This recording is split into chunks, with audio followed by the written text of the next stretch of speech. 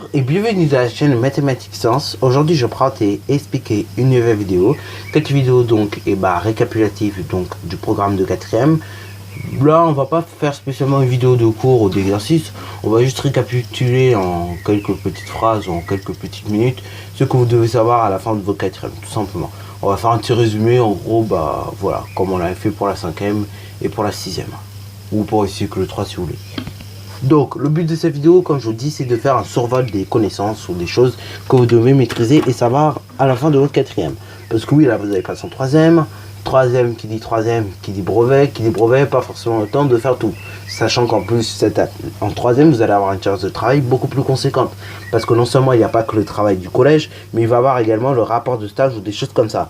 Il va y avoir également de la préparation à l'oral du brevet, dont je parlerai l'année prochaine, pas tout de suite parce que pour l'instant je m'y connais peu d'affaires, donc je préfère découvrir un petit peu, m'y connaître un petit peu plus pour vous donner des conseils moi-même, parce que personnellement je m'y connais très peu d'affaires, ok. Donc je te donnerai des conseils l'année prochaine, voire l'année d'après, quand je me connaîtrai un petit peu ou quand j'aurai passé, mais là pour l'instant c'est vrai que je me connais peu d'affaires, donc je peux pas te donner vraiment de conseils. Et comme je n'ai pas beaucoup d'informations sur l'oral du brevet même, sur ce qu'il faut en faire, enfin si je sais qu'est-ce qu'il faut faire, mais comme j'ai pas beaucoup d'informations, du coup je peux pas te donner mon ressenti à moi, et je peux pas te donner non plus mes conseils quoi.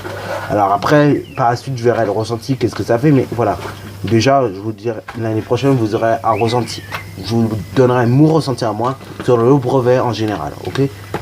Après vous aurez mon ressenti également sur l'oral du brevet, mais un peu plus tard. Bon, mais je vous dis, la 3e c'est une année assez conséquente, donc c'est pour ça que je fais un récapitulatif maintenant et pas en juillet comme j'avais fait l'année dernière. Comme ça vous avez tout à apprendre quoi. Alors premier chapitre qu'il faut connaître et savoir bien faire, c'est un chapitre de nombres et calculs que vous avez vu normalement en 5e, qu'on a revu très vite fait en 4e. C'est les nombres relatifs. Les nombres relatifs, vous devez savoir faire les 4 opérations, addition, soustraction, multiplication et division, mais également savoir les enchaîner toutes à la fois. Ok, donc faire des enchaînements d'addition, de soustraction, de multiplication, de division. Ok, et donc voilà, vous pouvez savoir. Il faut également que vous sachiez résoudre certains problèmes se rapportant à des nombres relatifs et donc de la vie quotidienne. Ok, comme ça ça peut être encore mieux. Voilà, donc ça c'est tout ce qu'il faut savoir au niveau des nombres relatifs. Ok, voilà. Ce qui peut être aussi bien, c'est savoir utiliser la calculatrice, c'est-à-dire savoir mettre le signe moins sur une calculatrice.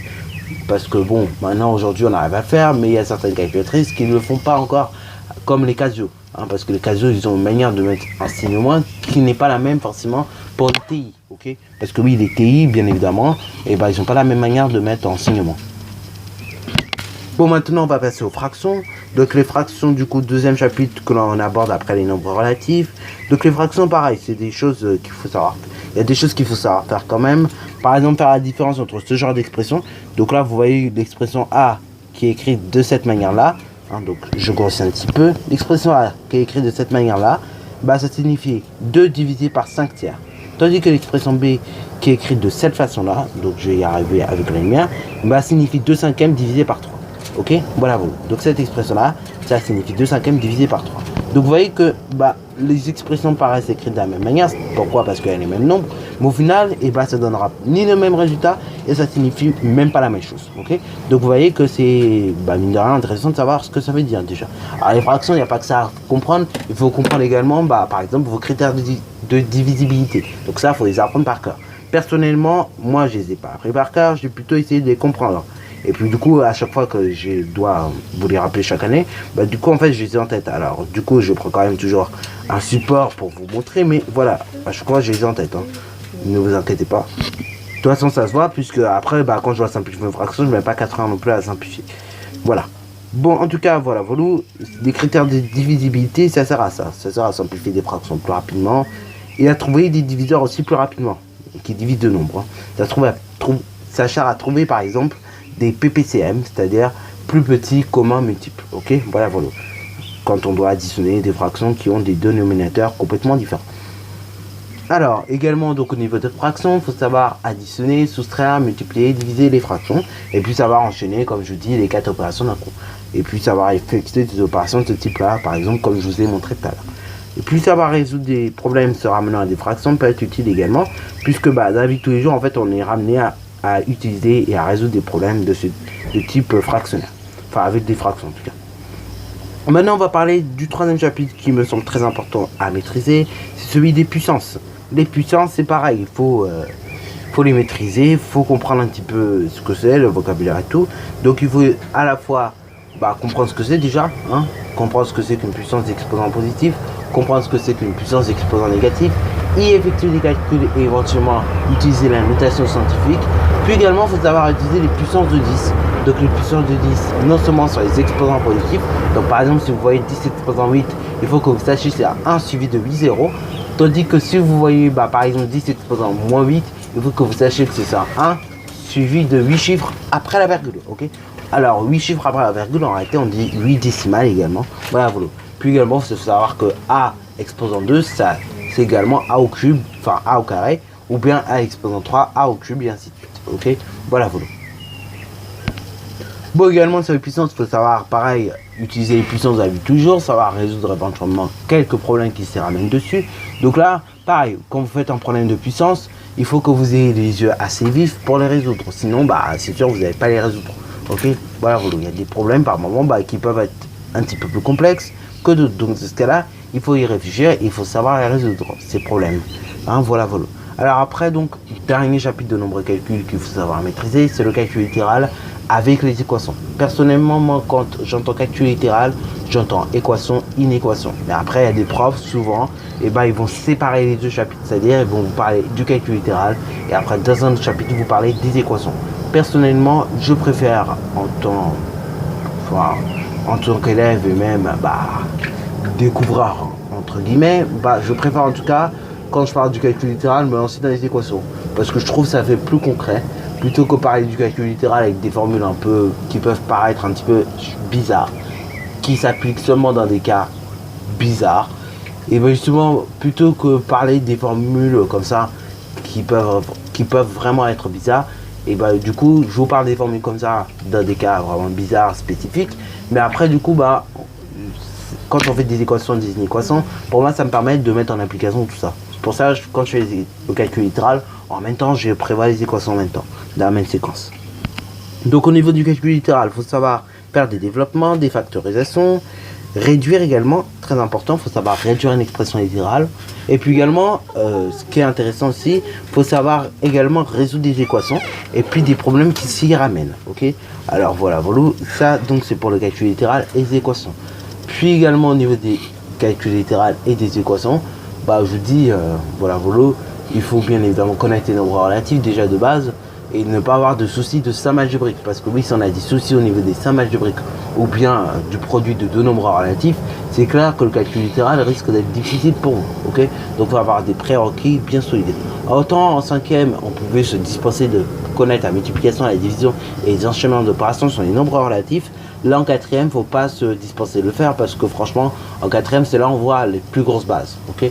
Donc si vous dispensez de le faire, forcément, vous allez avoir du mal. Logique. Voilà, alors là, je vous dis tout de suite, les chapitres que j'ai stabilisés en jaune, c'est des chapitres qui, pour moi, me paraissent très importants. C'est-à-dire qu'ils sont pas vraiment beaucoup... Enfin, qui, quand ils sont répétés en troisième, ne sont pas bien répétés. Donc, du coup, voilà, c'est des chapitres qui me paraissent assez importants, qu'il faut bien évidemment savoir. Alors, du coup, maintenant, on va passer à un deuxième thème de mathématiques, qui est l'organisation, la gestion de données et les fonctions. Donc, du coup, on va parler d'abord d'un premier chapitre qu'il faut savoir, c'est les statistiques. Alors, les statistiques, pour moi, ça me paraît assez important, puisqu'il faut savoir, au niveau des statistiques, calculer des moyennes, des médianes, et puis éventuellement des effectifs, des fréquences, et également une étendue. Ok. Donc, il faut savoir calculer un petit peu tout ça, c'est caractéristiques. Donc, vous avez des caractéristiques de dispersion telles que l'étendue.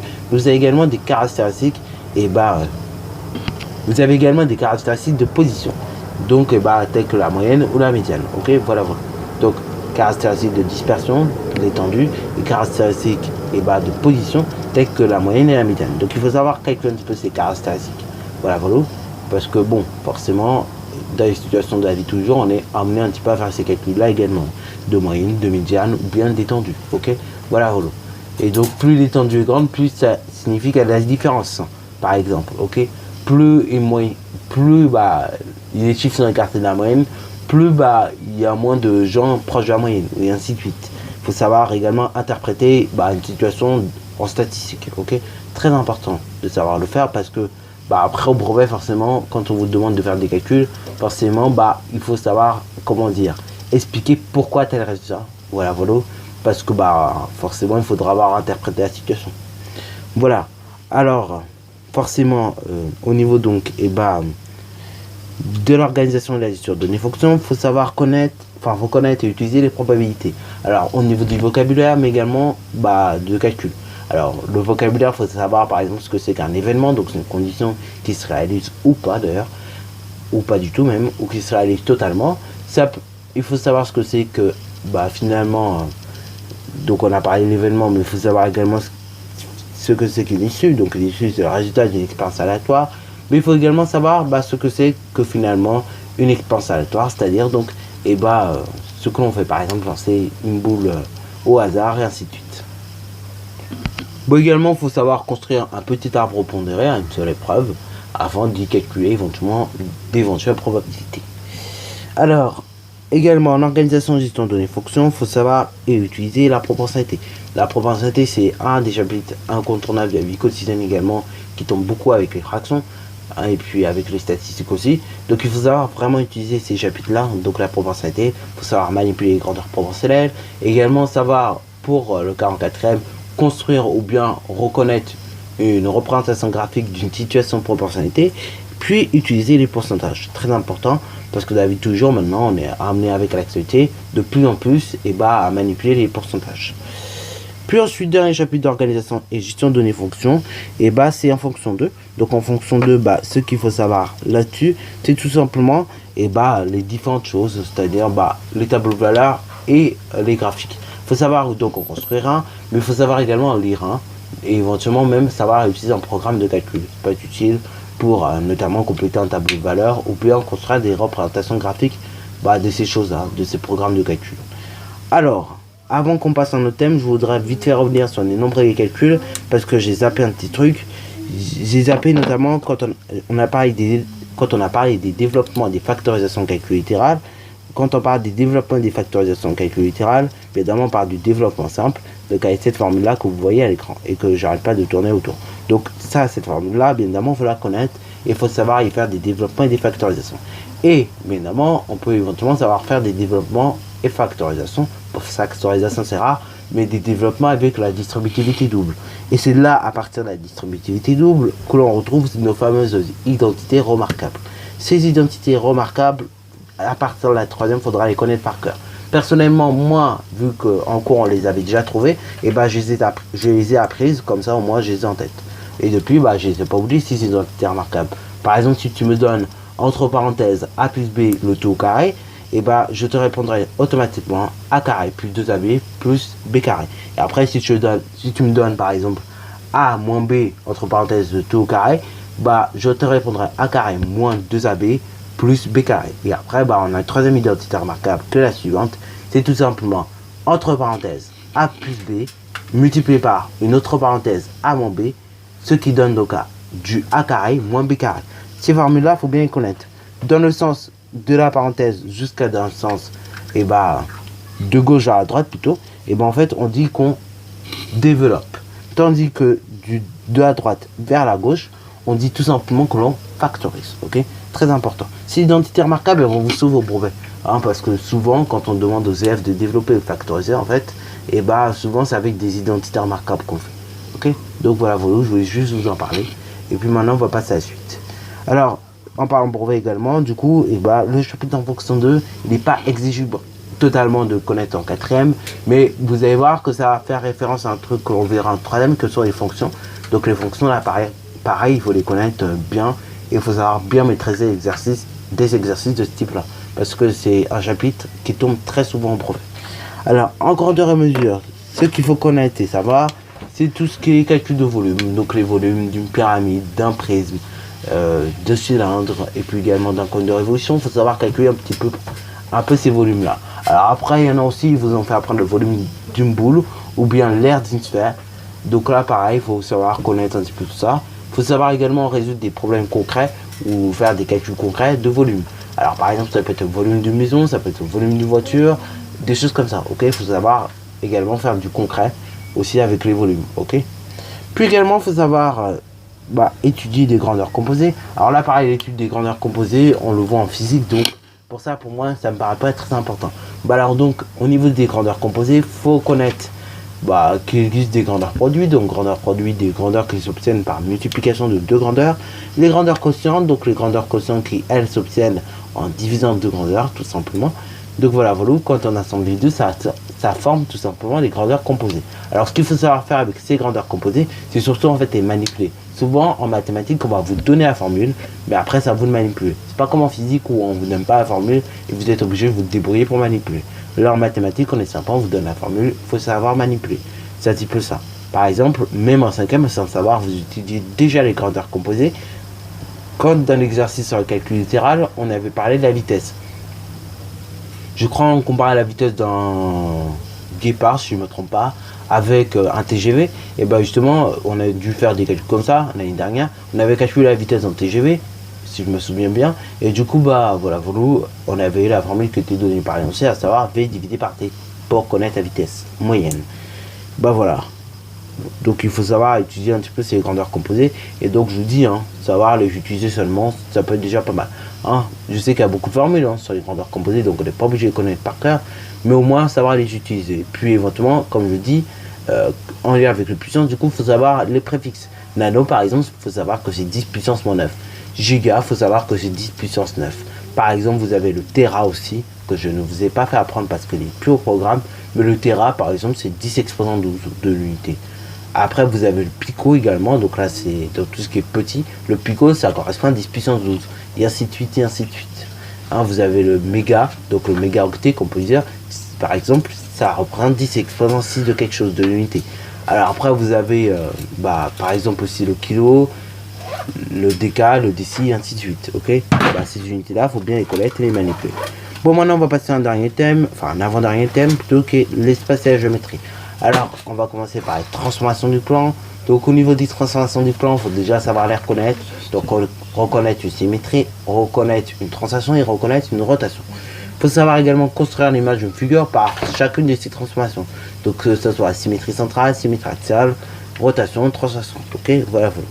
Puis également, on peut savoir le faire, savoir éventuellement identifier si c'est une frise et si c'est un pavage. Ça, c'est pas vraiment exigible, mais bon, si vous savez le faire, tant mieux. Puis également, éventuellement, savoir expliquer comment, et c'est là où c'est intéressant, comment on a obtenu cette figure à partir d'un tel motif, ok. Voilà. Ça, il faut savoir le faire, il faut savoir expliquer comment on obtient une figure à partir de quelque chose, ok. Voilà. Ça, c'est un truc qui est souvent donné au brevet. Alors, c'est plutôt dans les centres étrangers ou bien dans d'autres pays, mais généralement en France, pour l'instant, je n'en ai pas vu. Mais c'est vrai, dans certains pays, on donne beaucoup ce genre d'exercice, c'est-à-dire expliquer souvent dans un programme de construction.